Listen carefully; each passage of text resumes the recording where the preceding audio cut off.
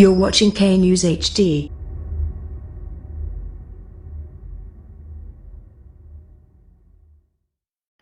السلام علیکم، آپ دیکھ رہے ہیں کے نیوز چینل۔ خبر شامل کرتے ہیں حافظ آباد سے۔ ہمارے نمائندے شہباز اتاری کی رپورٹ کے مطابق 5 سالہ بچہ اغواء۔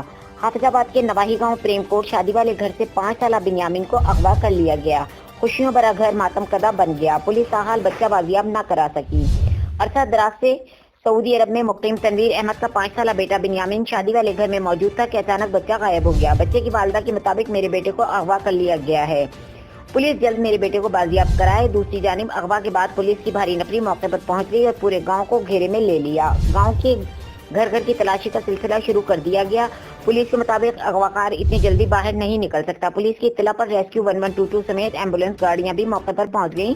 پولیس کا سرچ آپریشن تو جاری رہا مگر 5 سالہ معصوم بنیامین تاحال بازیاب نہ کرایا جا سکا۔